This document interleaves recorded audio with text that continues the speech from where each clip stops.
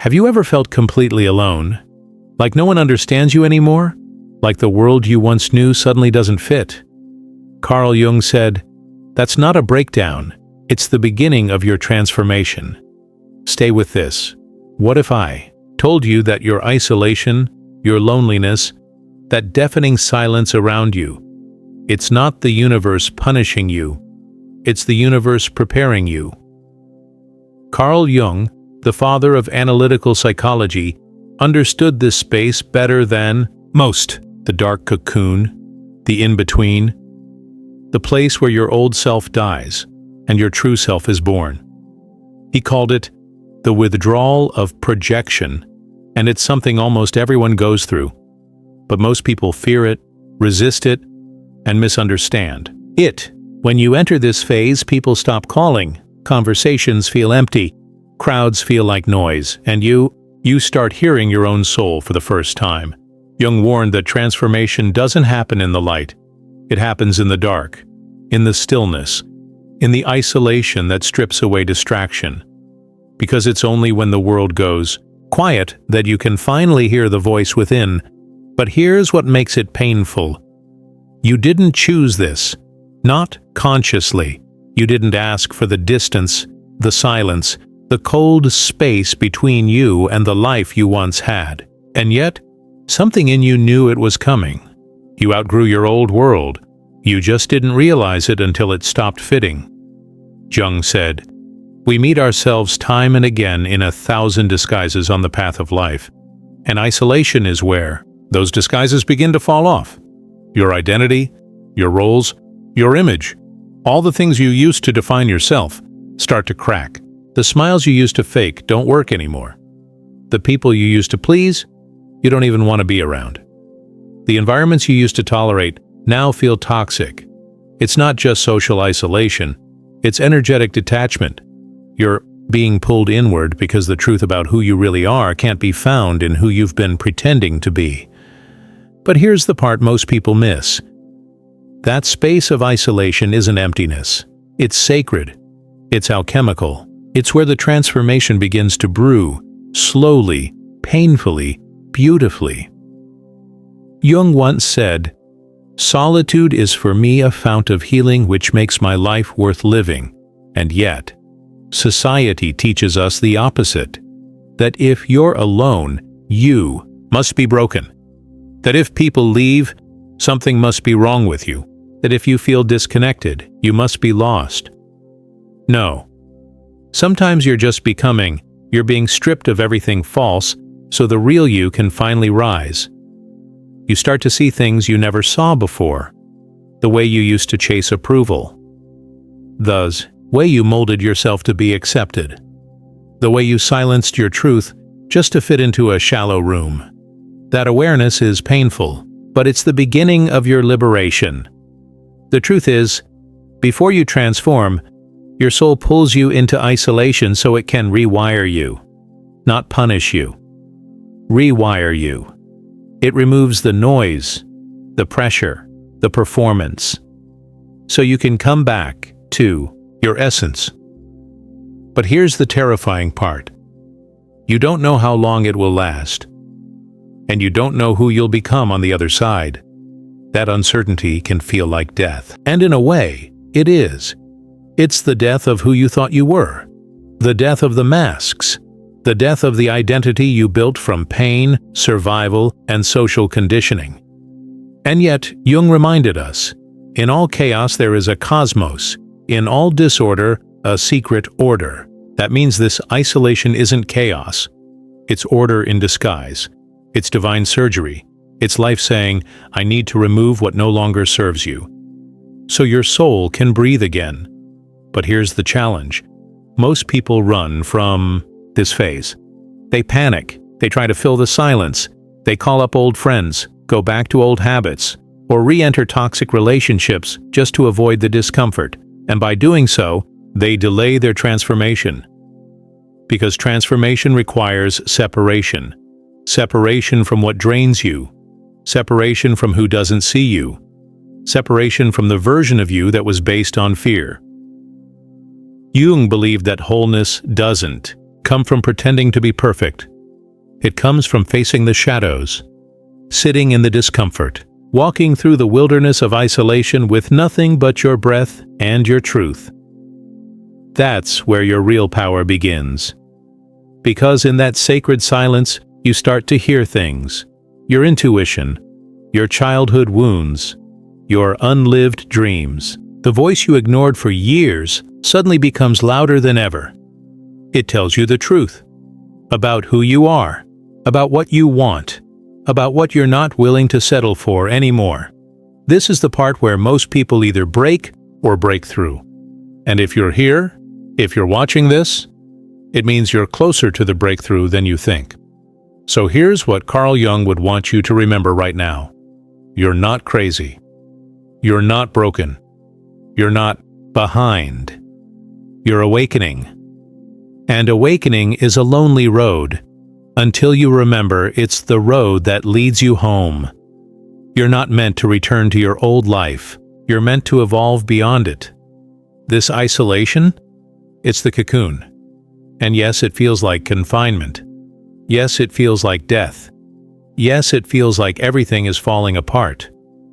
But that's what happens before wings form. So don't resist the silence.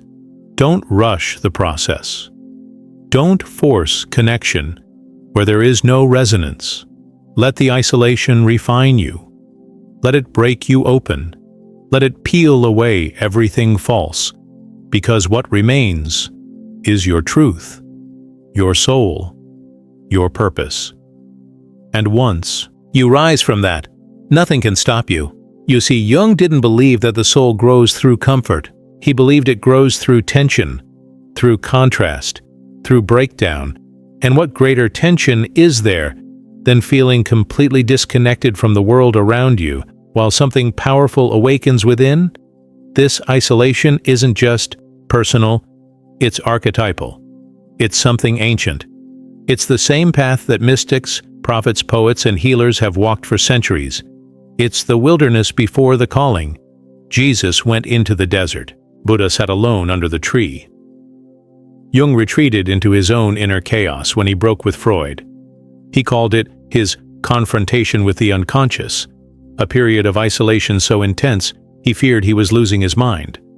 But he didn't lose it. He found himself.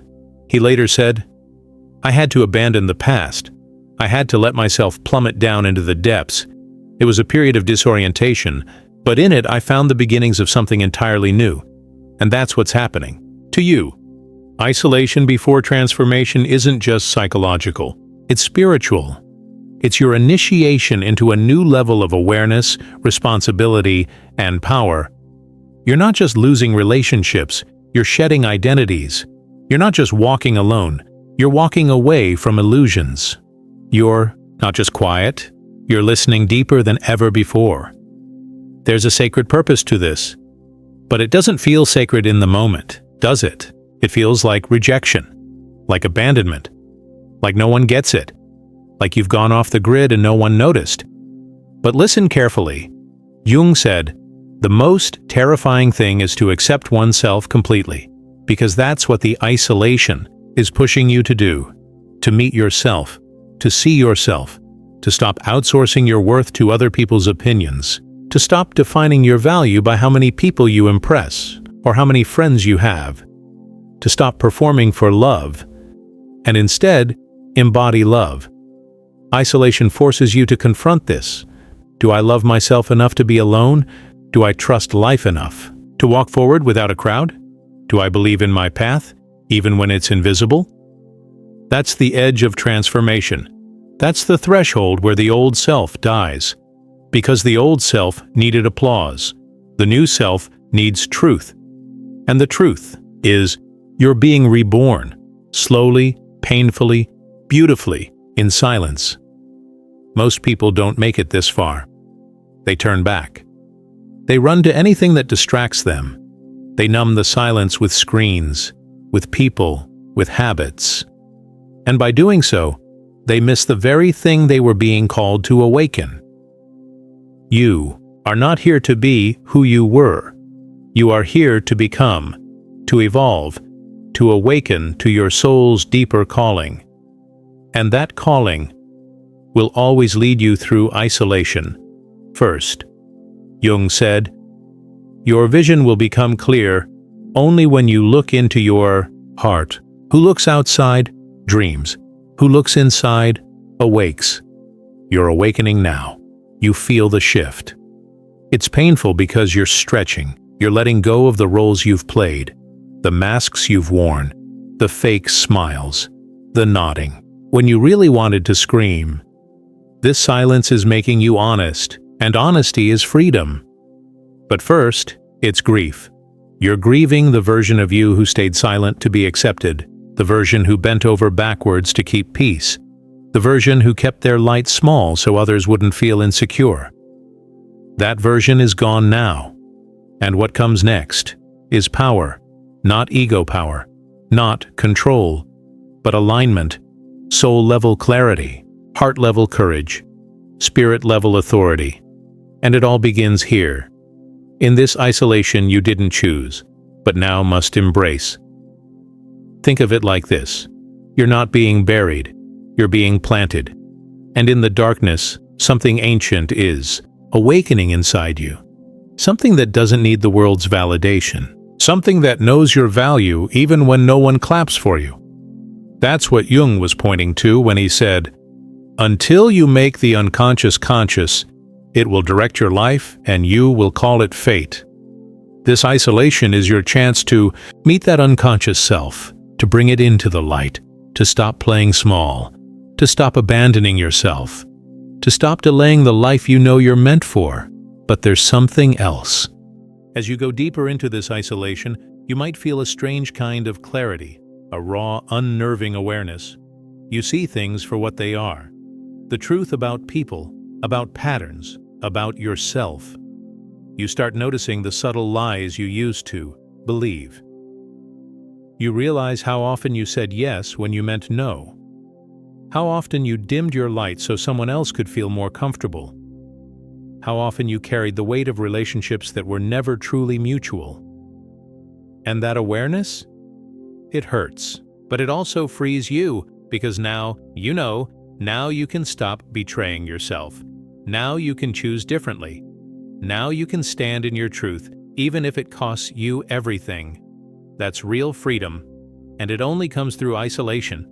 Because when the noise fades, your soul speaks. When the distractions fall away, your heart wakes up. When the world stops clapping, you start dancing to your own rhythm. This is the medicine Jung gave the world. Not surface-level psychology, but deep, soul-level transformation. The kind that doesn't come from reading a book or listening to a podcast. The kind that only comes from going inward, sitting with the silence, daring to feel everything, and emerging, not fixed, but real. So if you're feeling isolated right now, if the people around you don't understand you, if your old life doesn't fit anymore, congratulations, you're not lost. You're becoming. You're not cursed. You're being carved into something sacred. This pain, it's not pointless. It's purifying. It's preparation. And on the other side of it, you won't just survive. You'll remember who you really are. There's a strange moment that comes after the silence has settled. You've already lost the crowd. The noise is gone.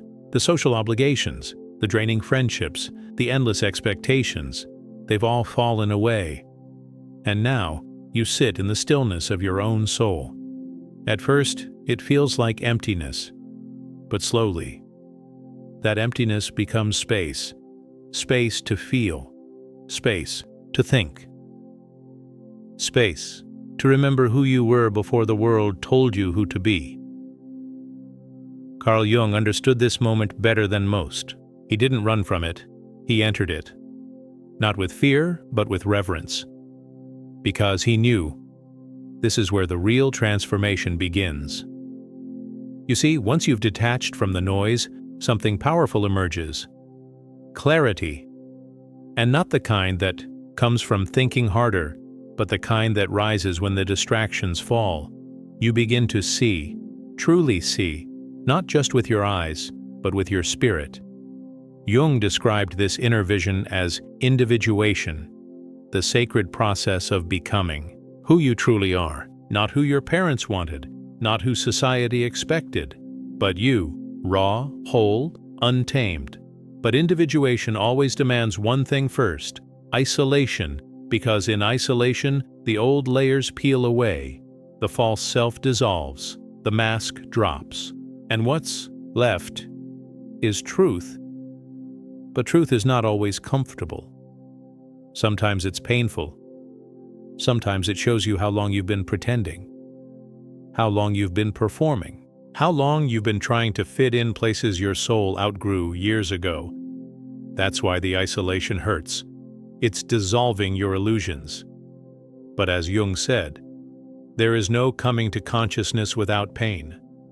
And what a beautiful pain it is, because it's the pain that leads to awakening. The pain that cracks open the shell of your ego and lets your true self emerge. You start to realize you don't need approval. You need alignment. You don't need to be understood. You need to be authentic. You don't need more followers. You need more truth. And in that moment, something shifts inside you. You stop chasing. You start allowing. You stop begging. You start becoming. The loneliness doesn't go away completely, but it transforms. It becomes solitude, stillness, power. You're no longer alone because no one gets you. You're alone because you finally get yourself. That's the sacred switch. That's what Jung was trying to teach in his own quiet way. He wasn't preaching from a mountaintop. He was whispering from the depths, to those brave enough to go within, to those brave enough to break, to lose, to let go. And now, it's your turn. There's no map for this, no checklist, no 10-step program. There is only the path, and the courage to walk it. Jung said, people will do anything, no matter how absurd, to avoid facing their own soul. But you're not avoiding anymore. You're facing it. You're facing the grief, the rage, the questions, the dreams that never came true, the fears you buried, the truths you silenced. You're sitting with all of it, and that is sacred. It's sacred because it's real. And in this age of filters and facades, what's real is revolutionary. Don't expect people to understand your silence. They won't. Don't expect the world to celebrate your awakening. It can't, because this is your transformation. And real transformation is always misunderstood. But stay the course. Don't go back to the noise just because the silence is uncomfortable. Don't settle for surface-level connections when your soul is calling for something deeper. You're not here to impress. You're here to embody, to walk as your whole self, to love without shrinking, to speak with clarity, to move with purpose, and all of that begins right here, in the dark soil of this isolation. Because just like a seed must go into the ground before it blooms, so must you. You are not broken, you are buried. And what grows from this will not be what you were. It will be what you've always been, beneath the masks, beneath the noise, beneath the pain. So stay with it. Let the loneliness teach you. Let the silence soften you. Let the stillness rebuild you. And remember, this isolation is not punishment. It's preparation. It's the sacred space where the soul rearranges itself, where truth becomes louder than fear, where clarity takes root, where you no longer seek but become. Because once you rise from this, you won't rise the same. You'll rise with knowing, with depth, with a quiet power that doesn't need to announce itself. That is the gift of this sacred solitude, and it's the path that Jung walked himself, so he could one day tell the rest of us, you are not crazy for breaking down. You are not broken for feeling lost. You are not weak for walking. Alone you are becoming, and that becoming is sacred. And now you've come this far. You've walked through the desert of silence. You've stared down the shadows of your past. You've let go of old masks, false attachments, and the version of you that was never truly you. You've done something most people will never do. You faced yourself. And as Carl Jung said, the privilege of a lifetime is to become who you truly are. That's what this journey was always about. Not about fitting in, not about being liked, not about being perfect, but about being real. Because to be real is to be free.